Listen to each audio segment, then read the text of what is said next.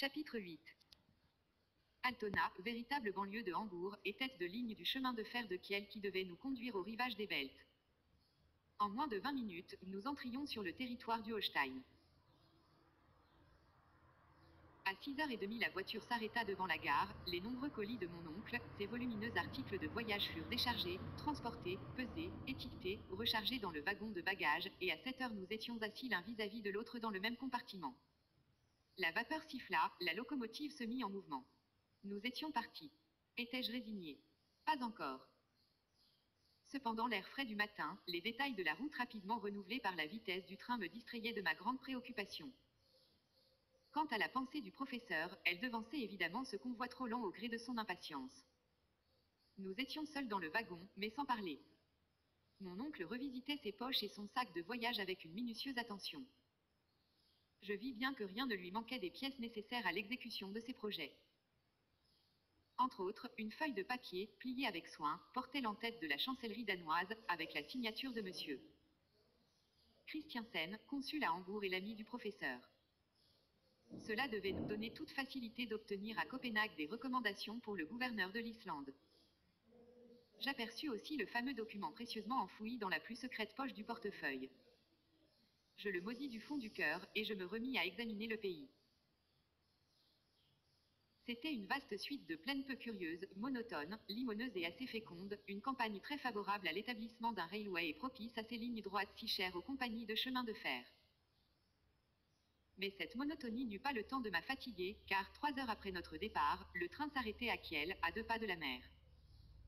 Nos bagages étant enregistrés pour Copenhague, il n'y eut pas à s'en occuper.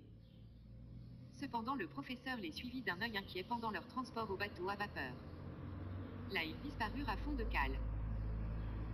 Mon oncle, dans sa précipitation, avait si bien calculé les heures de correspondance du chemin de fer et du bateau, qu'il nous restait une journée entière à perdre. Le steamer l'Elnora ne partait pas avant la nuit.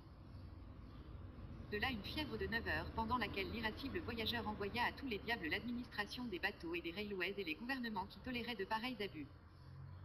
Je dus faire chorus avec lui quand il entreprit le capitaine de l'Elnora à ce sujet. Il voulait l'obliger à chauffer sans perdre un instant. L'autre l'envoya promener. À Kiel comme ailleurs, il faut bien qu'une journée se passe. À force de nous promener sur les rivages verdoyants de la baie au fond de laquelle s'élève la petite ville, de parcourir les bois touffus qui lui donnent l'apparence d'un nid dans un faisceau de branches, d'admirer les villas pourvues chacune de leurs petites maisons de bain froid, enfin de courir et de maugréer, nous atteignîmes 10 heures du soir. Les tourbillons de la fumée de l'Elnora se développaient dans le ciel, le pont tremblotait sous les frissonnements de la chaudière, nous étions à bord et propriétaires de 2 couchettes étagées dans l'unique chambre du bateau. À 10h15 les amarres furent larguées, et le steamer fila rapidement sur les sombres eaux du Grand Belt. La nuit était noire, il y avait belle brise et forte mer, quelques feux de la côte apparurent dans les ténèbres, plus tard, je ne sais, un phare à éclat étincela au-dessus des flots, ce fut tout ce qui resta dans mon souvenir de cette première traversée. À 7h du matin nous débarquions à Korsor, petite ville située sur la côte occidentale du Sealand. Là nous sautions du bateau dans un nouveau chemin de fer qui nous emportait à travers un pays non moins plat que les campagnes du Holstein. C'était encore 3 heures de voyage avant d'atteindre la capitale du Danemark. Mon oncle n'avait pas fermé l'œil de la nuit. Dans son impatience, je crois qu'il poussait le wagon avec ses pieds. Enfin il aperçut une échappée de mer. Le Sund, s'écria-t-il. Il y avait sur notre gauche une vaste construction qui ressemblait à un hôpital. C'est une maison de fous, dit un de nos compagnons de voyage. Bon, pensai-je, voilà un établissement où nous devrions finir nos jours. Et, si grand qu'il fût, cet hôpital serait encore trop petit pour contenir toute la folie du professeur Leidenbrock. Enfin, à 10h du matin, nous prenions pied à Copenhague, les bagages furent chargés sur une voiture et conduits avec nous à l'hôtel du Phénix d'Andredgade. Ce fut l'affaire d'une demi-heure, car la gare est située en dehors de la ville. Puis mon oncle, faisant une toilette sommaire, m'entraîna à sa suite. Le portier de l'hôtel parlait l'allemand et l'anglais, mais le professeur, en sa qualité de polyglotte, l'interrogea en bon danois, et ce fut en bon danois que ce personnage lui indiqua la situation du Muséum des Antiquités du Nord. Le directeur de ce curieux établissement, où sont entassées des merveilles qui permettraient de reconstruire l'histoire du pays avec ses vieilles armes de pierre, ses nappes et ses bijoux, était un savant, l'ami du consul de Hambourg, monsieur le professeur Thomson. Mon oncle avait pour lui une chaude lettre de recommandation. En général, un savant en reçoit assez mal un autre. Mais ici ce fut tout autrement. Monsieur Thomson, en homme serviable, fit un cordial accueil au professeur Lidenbrock, et même à son neveu. Dire que notre secret fut gardé vis-à-vis de l'ex-directeur du muséum, c'est à peine nécessaire. Nous voulions tout bonnement visiter l'Islande en amateur désintéressé. Monsieur Thomson se mit entièrement à notre disposition, et nous courûmes les quais afin de chercher un navire en partance. J'espérais que les moyens de transport manqueraient absolument, mais il n'en fut rien.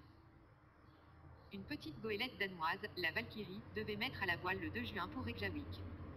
Le capitaine, monsieur Bjarne, se trouvait à bord, son futur passager, dans sa joie, lui serra les mains à les briser. Ce brave homme fut un peu étonné d'une pareille étreinte. Il trouvait tout simple d'aller en Islande, puisque c'était son métier. Mon oncle trouvait cela sublime.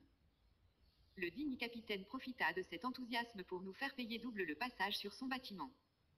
Mais nous n'y regardions pas de si près. Soyez à bord mardi, à 7 heures du matin, dit monsieur Bjarne après avoir empoché un nombre respectable de $. Nous remerciâmes alors monsieur Thomson de ses bons soins, et nous revînmes à l'hôtel du Phénix. Cela va bien. Cela va très bien, répétait mon oncle. Quel heureux hasard d'avoir trouvé ce bâtiment prêt à partir. Maintenant déjeunons, et allons visiter la ville. Nous nous rendîmes à Kongensnight TORW, place irrégulière où se trouve un poste avec 2 innocents canons braqués qui ne font peur à personne. Tout près, au numéro 5, il y avait une restauration, française, tenue par un cuisinier nommé Vincent. Nous y déjeunâmes suffisamment pour le prix modéré de 4 marks chacun. 1.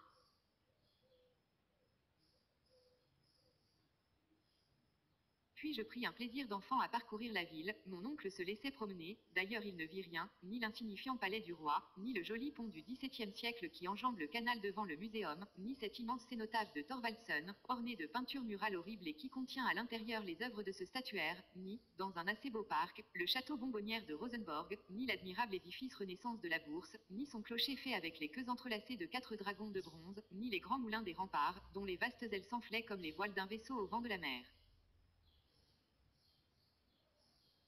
Quelle délicieuse promenade nous eussions faite, ma jolie Virlandaise et moi, du côté du port où les 2 ponts et les frégates dormaient paisiblement sous leur toiture rouge, sur les bords verdoyants du détroit, à travers ces ombrages touffus au sein desquels se cache la citadelle, dont les canons allongent leurs gueules noirâtres entre les branches des sureaux et des saules. Mais, hélas! Elle était loin, ma pauvre Graüben, et pouvais-je espérer de la revoir jamais? Cependant, si mon oncle ne remarqua rien de ces sites enchanteurs, il fut vivement frappé par la vue d'un certain clocher situé dans l'île d'Amak, qui forme le quartier sud-ouest de Copenhague. Je reçus l'ordre de diriger nos pas de ce côté, je montai dans une petite embarcation à vapeur qui faisait le service des canaux, et en quelques instants, elle accosta le quai de Dockyard. Après avoir traversé quelques rues étroites où des galériens, vêtus de pantalons mi-partis jaunes et gris, travaillaient sous le bâton des argousins, nous arrivâmes devant VOR Frölserskirk. Cette église n'offrait rien de remarquable. Mais voici pourquoi son clocher assez élevé avait attiré l'attention du professeur. À partir de la plateforme, un escalier extérieur circulait autour de sa flèche, et ses spirales se déroulaient en plein ciel. Montons, dit mon oncle. Mais, le vertige, répliquai-je. Raison de plus, il faut s'y habituer. Cependant, viens, te dis-je, ne perdons pas de temps. Il fallut obéir. Un gardien, qui demeurait de l'autre côté de la rue, nous remit une clé et l'ascension commença. Mon oncle me précédait d'un pas alerte. Je le suivais non sans terreur, car la tête me tournait avec une déplorable facilité. Je n'avais ni l'aplomb des aigles ni l'insensibilité de leurs nerfs. Tant que nous fûmes emprisonnés dans la vie intérieure, tout alla bien, mais après 150 marches l'air vint me frapper au visage, nous étions parvenus à la plateforme du clocher. Là commençait l'escalier aérien, gardé par une frêle rampe, et dont les marches, de plus en plus étroites, semblaient monter vers l'infini. Je ne pourrais jamais, m'écriai-je. Serais-tu poltron, par hasard? Monte, répondit impitoyablement le professeur. Force fut de le suivre en me cramponnant. Le grand air m'étourdissait, je sentais le clocher osciller sous les rafales, mes jambes se dérobaient, je grimpais bientôt sur les genoux, puis sur le ventre, je fermais les yeux, j'éprouvais le mal de l'espace. Enfin, mon oncle me tirant par le collet, j'arrivai près de la boule. Regarde, me dit-il, et regarde bien. Il faut prendre des leçons d'abîme. J'ouvris les yeux. J'aperçus les maisons aplaties et comme écrasées par une chute, au milieu du brouillard des fumées. Au-dessus de ma tête passaient des nuages échevelés, et par un renversement d'optique, ils me paraissaient immobiles, tandis que le clocher, la boule, moi, nous étions entraînés avec une fantastique vitesse. Au loin, d'un côté s'étendait la campagne verdoyante, de l'autre étincelait la mer sous un faisceau de rayons. Le Sound se déroulait à la pointe d'Elseneur, avec quelques voiles blanches, véritables ailes de goéland, et dans la brume de l'est ondulaient les côtes à peine estompées de la Suède. Toute cette immensité tourbillonnait à mes regards. Néanmoins il fallut me lever, me tenir droit et regarder. Ma première leçon de vertige dura 1 heure. Quand enfin il me fut permis de redescendre et de toucher du pied le pavé solide des rues, j'étais courbaturé. Nous recommencerons demain, dit mon professeur. Et en effet, pendant 5 jours, je repris cet exercice vertigineux, et, bon gré mal gré, je fis des progrès sensibles dans l'art, des hautes contemplations.